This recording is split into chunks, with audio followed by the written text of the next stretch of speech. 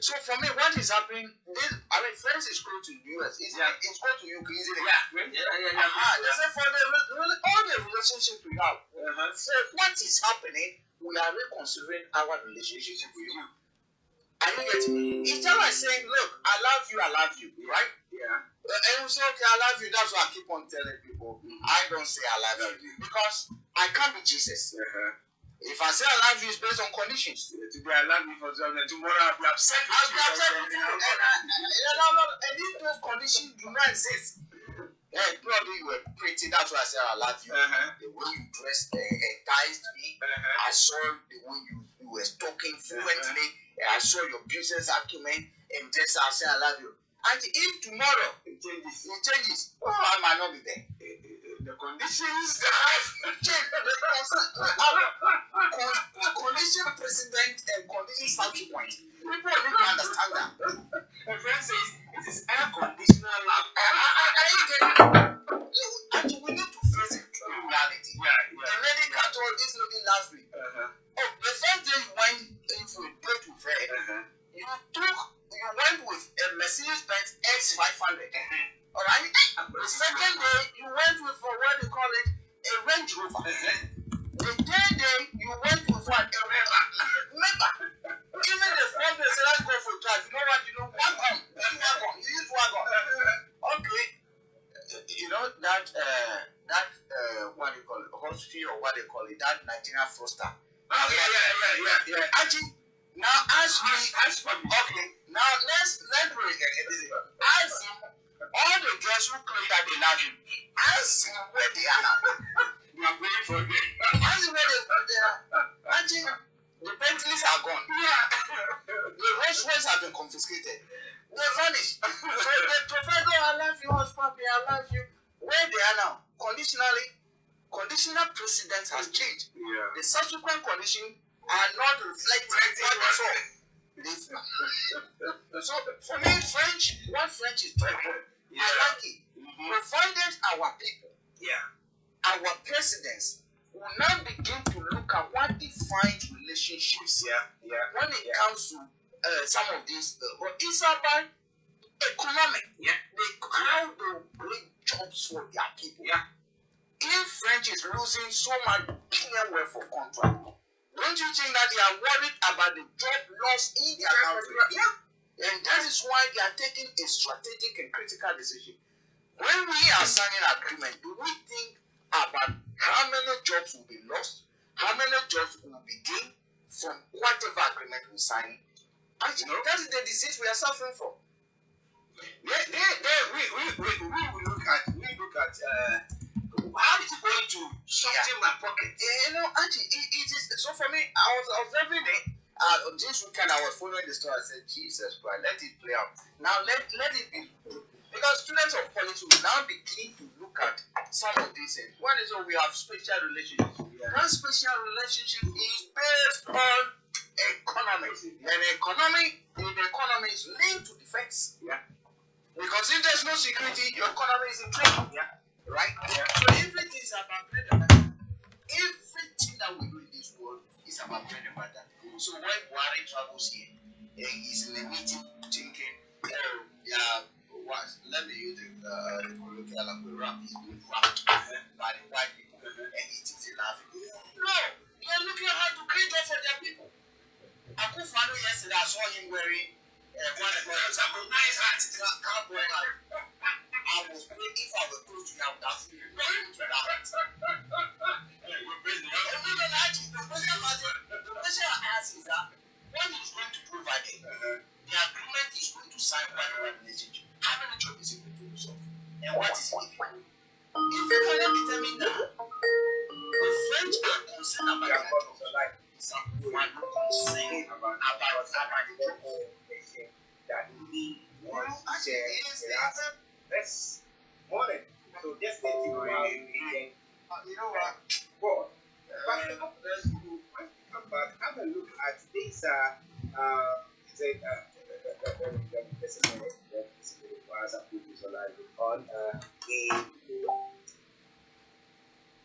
Is it Tanzania president? No, no, no, it's not Tanzania.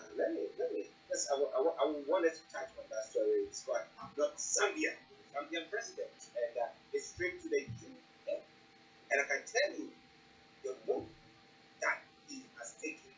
And me travel team, and I was like, what was the entourage of Buhari and the entourage of Uzuadu and other artists? Made up of the last ones.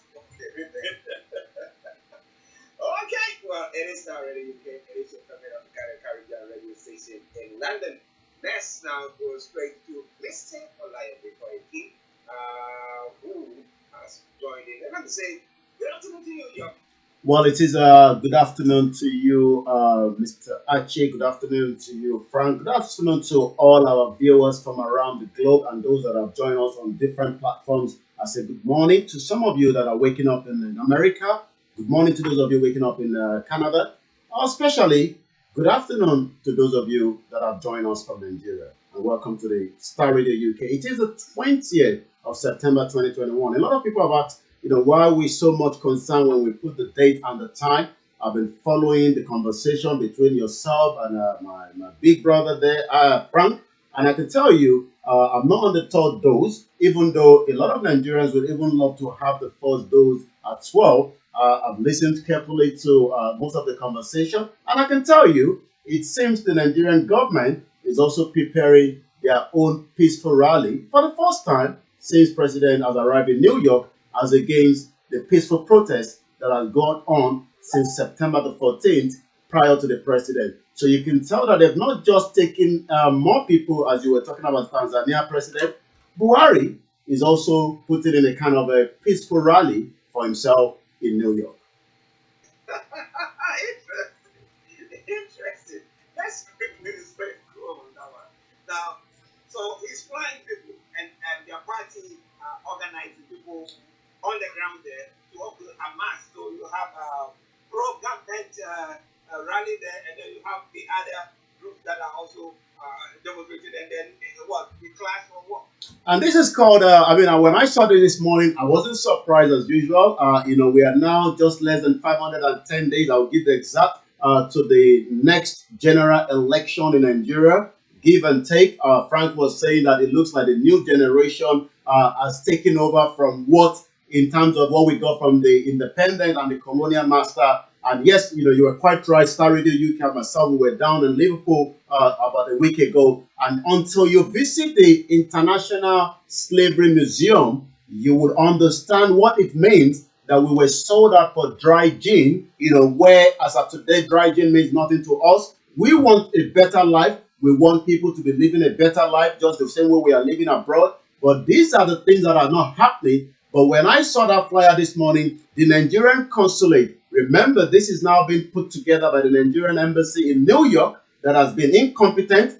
Most Nigerians have not been able to get their passport. So I'm sure maybe they have a lot of money to put around for what we call One Nigerian Peaceful Rally coming up September 22nd to 24th from 11 a.m. to 2 p.m. right at the venue of the Nigerian House.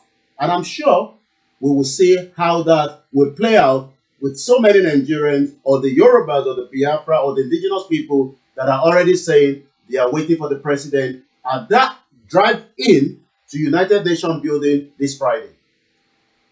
Right. How do you see it? I think like everyone has the right to protest. Everyone has the right to associate and demonstrate and throw their support behind it. So for me, it is their right to demonstrate to the president that they are in support of whatever is going. Okay. But we all know the machinery behind some of these what they call it protests. Mm-hmm. We know that some of these presidents are driven by their schools. Yeah.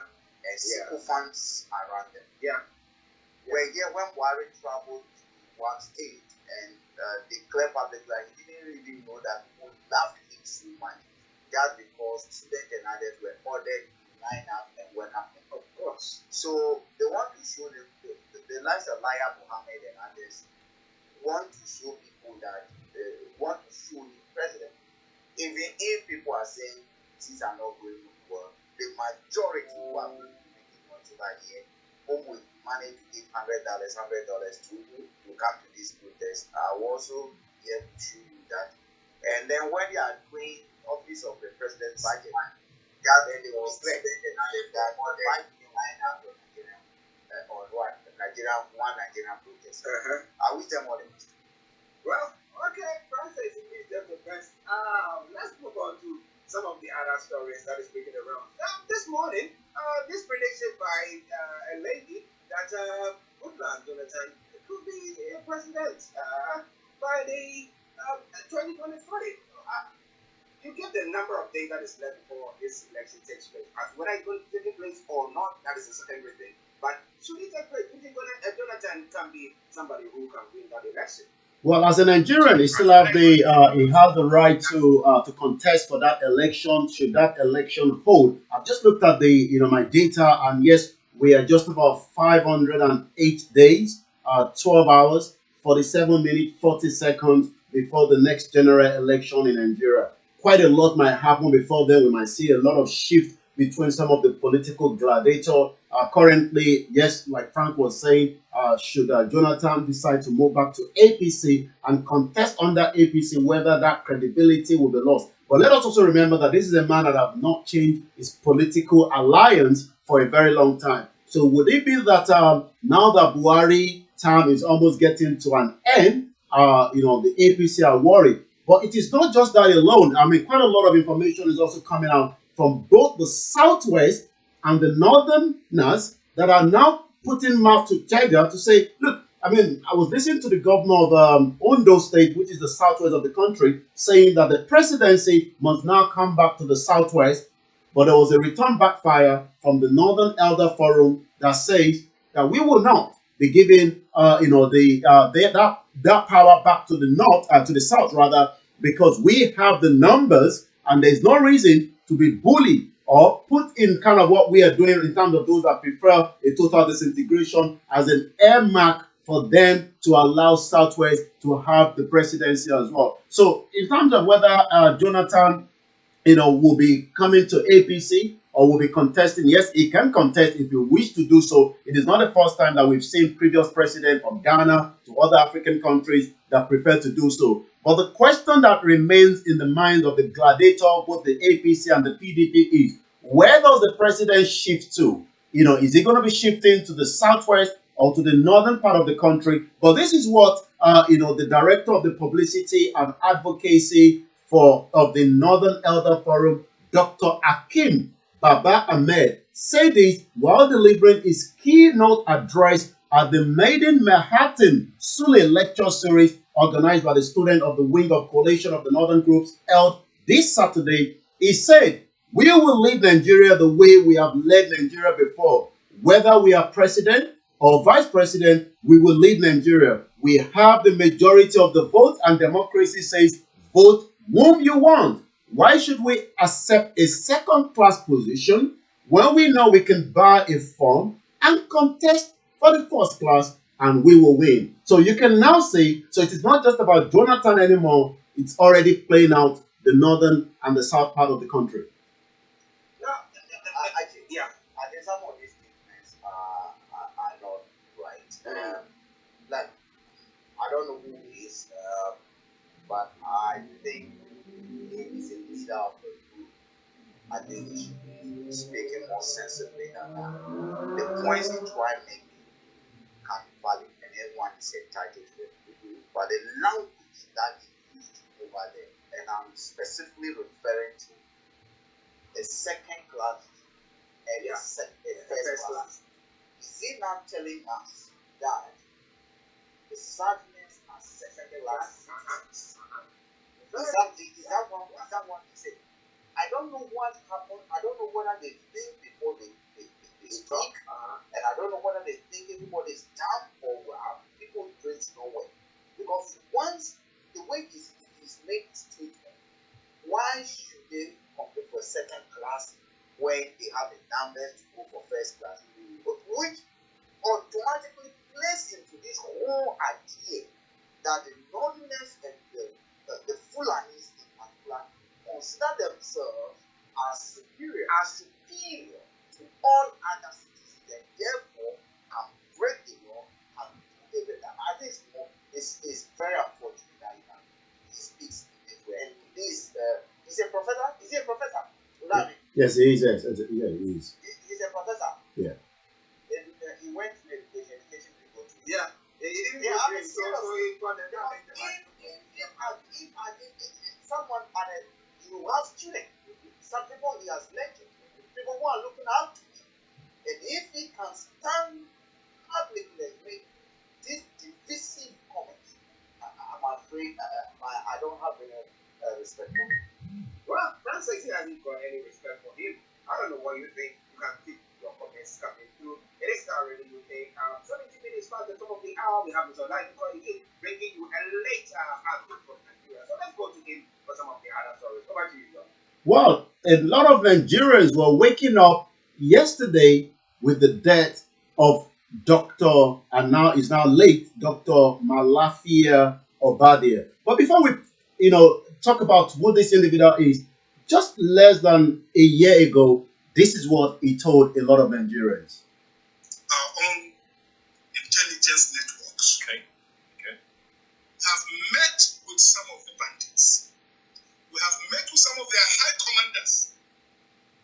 One or two who have repented. They have sat down with us, not once, not twice. They told us that one of the northern governors is the commander of Boko Haram in Nigeria. Boko Haram and the bandits are one and separate. They have a sophisticated network. During this lockdown, their planes were moving up and down as though there was no lockdown. Moving ammunitions, moving logistics, moving money, and distributing them in different parts of the country. They're already in the south, in the rainforest of the south. They're everywhere. They told us that when they finish these rural killings, they will move to phase 2. The phase 2 is they will go into the urban cities, going from house to house, killing prominent people. I can tell you, this is the game plan. By 2022, they want to start a civil war in Nigeria. That was one of his, his video that went viral last year, and that video also, brought an attention from the DSS that invited him and for questioning as well. But we can now confirm that he died at one of the hospitals in Abuja yesterday. And the headline says, "My life in danger, strange person stalking me." This is the late ex-Central Bank Deputy Director, Chief Malafia Obadia. We go straight to some of the other headlines because we've gone past, our normal time this morning. And I know we have, Linda that will be waiting for us on the other side of the globe as well. The youth in Delta community attacked a police station, burned the police station, burned the suspect kidnappers in the custody as well. That is also one of the headlines coming as well. Also, we do know that there's quite a lot of atrocity that does commit by a lot of Nigerians. We were talking about Hush Puppy.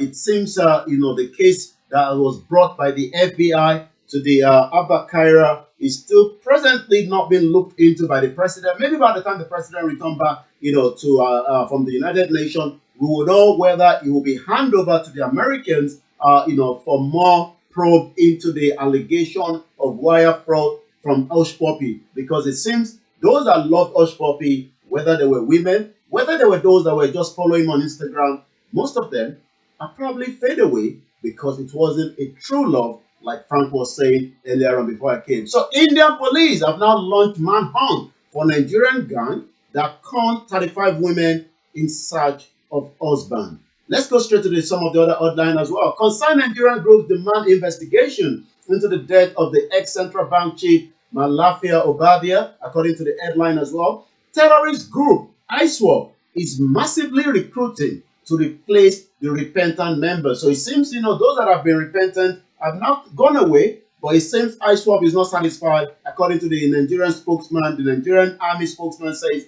terrorist group ISWAP is now recruiting to replace those that have repented. Also, according to Aboki Forex. You might not understand what Aboki Forex is, but let me just quickly give a background to that. The Central Bank of Nigeria wants to go into a boxing ring with the owner and the organization and the groups of Aboki Forex. Aboki Forex is a kind of online platform that give Forex up-to-date information. So when we talk about the exchange rate this morning, I think I've looked at it, it's about 775. But on the 16th of September, we had 3 simultaneous updates from them, which they said, comes in the morning, in the midday, and the evening. But it seems the Central Bank of Nigeria, Emefiele, is not pleased with that. But according to the headline here, Godwin Emefiele, lawless attack on Aboki Forex, fighting shadows for the Naira sake. This is coming from Pelumi Olajengbese, according to the headline. We take a couple of months, then we come back straight to you in the studio. Quite a lot of, terrorist attack as well over the weekend, as we know. And this headline says, Nigeria turned central bank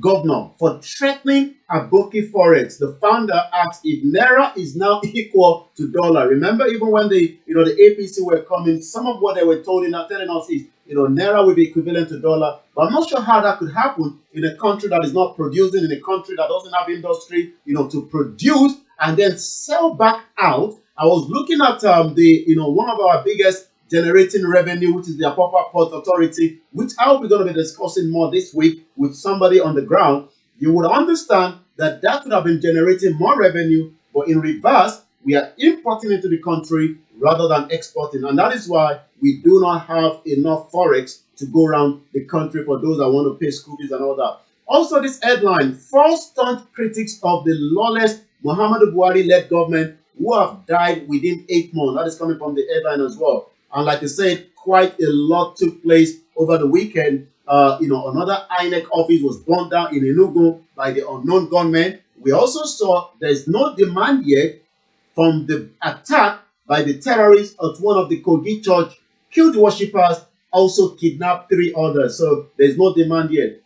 Likewise, the last one before coming back is exactly 11:23. The major that was kidnapped during the Nigerian Defense Academy have now regained his freedom after a couple of days. Major Christopher Datong, who was recently free after being kidnapped from the Nigerian Defense Academy, met with his wife, also shows some of what happened in terms of his fate. So I'll come back again to you in the studio. It is Star Radio UK, your finest African and Caribbean radio station in London. And today is exactly 20th of September 2021, as we normally do, for record purpose and for future that will be listening to these as time goes. Yes, and the time is 12:23. This is Olayomi Hrh now from London Studios. Mr. Frank Davis with me here in the studio, Archie, and we are bringing you the morning show. Updates from Nigeria. Now, quickly, let's start on Dr. Obade's death. Frank, somebody who has been a critique of the government, and was invited by BSS. If that person even dies, if the person was 100 years and dies, people seem to think that there was a plot to have typed in. But this is more, it's not like he was ill, but people are saying that they think that even the hospital that he went to, he was shabbily treated, and that's what his causes the loss of his life. Isn't that the government wanted to just get rid of him? Well, and the further evidence is provided being conclusive. Because at the end of the day, able people are really down. Yeah, of course. We send people playing football, collapse, and die. Yeah. So, roughly as we might do, anything can happen at any time. But you are right. When you provide necessary ground for people to speculate, they also have the right to speculate. Yeah. And if you're looking at a figure that has been a critic of the government, when you are inviting the person, especially when the public opinion will think that you just inviting the people to the person to intimidate the person, and from your end, the person did not live long after visiting you or after you have an encounter with the person, then a lot of questions will be raised. Even if the person has died of natural death, you should be ready to take a bit of life that you might be again. But the question then again, are we going to have an independent of something that is independent enough to establish and arrival exactly the true cause of death? And here's the case if we don't trust the system. So I think we are different. But we don't even trust the hospital. Yeah. So what is the guarantee that even the report they are going to bring is not going to be fictitious? Are you getting interested? Yomi, have the families, I mean, come up with anything to show that they also think that there was maybe some drugs that have gone on to take his life? Well, I mean, like Frank says, until we have, a kind of a forensic to say exactly, whether he had the kind of an ailment he was looking after until his final days yesterday, or as he also suspected that he has been stuck for a very long time, even after, he was invited by the DSS. And there was a video that I also picked up, this morning from an interview he granted prior before he died, and that video also says this as well. Right now, not even my wife knows where I live. Yes. It's coming up in just a few seconds more. This was a video that came up this morning as I was waking up as well. What the plan was that they would keep me there and interrogate me till past midnight. Then what they would then do is to say, look, it's too late to return me home, that I should just stay in the prison next door. And they had already paid somebody who's on death row that in the middle of the night he will just get up and kill me. Yes. So they told my wife, look, call Washington, call everywhere. And actually, there was a call from the White House. In fairness to the Americans, there was also a call from London. There was a call from Germany. There's a call from France to Abuja to tell them that they warn them that they must make sure that no harm comes to me. That was one interview out of so many that he granted after returning back safely from that, interrogation from the DSS. But yes, I mean, his death yesterday has kind of, opened another book, just like so many individuals of such have died without a conclusion. So we hope we get a conclusion. Let's go back to in the 80s when a letter bomb was sent to a very brilliant journalist known as Dele Giwa. Till date, nobody has been penalized. Nobody has been found guilty for the death of the journalist Dele Giwa, as at the time a letter bomb that indicated came from the presidency as at the time. Frank, if you are let's say, the government spokesperson or the government scientist,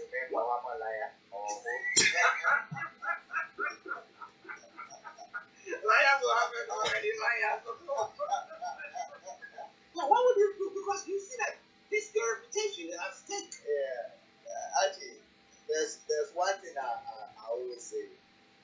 Yes, we know sometimes people automatically speak, but there's, you see, out of 1,000 lines, you only need, it's just like when you have balloons, and well arranged, sometimes you only need one arrow to go to them and everything. And everything else. That is how that is the relationship lies in. So some of these people, what you expect from them, we all know they lie more. Your reputation at stake. What you do, become an arrow, speak the truth. I mean, actually, the truth to a large extent says it doesn't matter. You might suffer a very short reputation that may be speaking the truth, but in the long run, you are a thief. But when you are the reliable Mohammed, then you keep on, it doesn't work. It doesn't work. Okay, it doesn't work. Let's go back to Yomi for some of the final stories and then we can run up. We just go straight to Twitter. October 1st, as the New York is still on the ground with the votes. Like Frank says, everyone has the right to vote. To protest rather. Whether for or against, just like we had it during the exit of the Britain from EU after a marriage that was not working. So yes, we will definitely be seeing some Nigerians that will be out there to support the president, especially those that believe in his cause and in what he's been doing, as also those that also believe that the genocide, the crime against humanity that is happening also needs to be visibly checked as well. So October 1st, according to Ilanomo Odua on their Twitter this morning, says October 1st It's all going to be happening again at Trafalgar Square at exactly 11 a.m. as well. Also, one more from them as well before we take one more from the Twitter, and then we'll say very good afternoon to those. 2023 presidency. Southern governors will oppose fielding of northern candidates, says Akeredolu. According to Akeredolu, who is the chairman of the Southern Governors Forum, if we have anything that we have agreed that we are on amenity, it is the issue of the president in 2023. So we're going to see how that is going to play out as well. Also, the sit down at home, even though it has become voluntary, there's a lot of controversy around it, but the Biafrans are still sitting at home as of Monday, today, the 20th. So we see how that is going to play out as well. So according to what we have here, if Igbo was wrong in 1967, Nigeria would have been a great country. Igbo saw today Nigeria in 1967. That is coming from one of the headlines as well. Also, it doesn't seem a very good one for the president. As I can say, it looks like the legal representative of Nnamdi Kanu have now got a CCTV image of what happened. We'll be discussing more of that tomorrow. But for now, I say a very good afternoon, and I come back again to you in the studio. Yes, listeners, that has been Mr. Olayomi Hrh bringing you updates from Nigeria. Yomi, let me say thank you very much for those wonderful updates. Bye for now. Bye-bye. Well, listeners, it is time in the UK. Bringing the time now to 12:32. We've got about...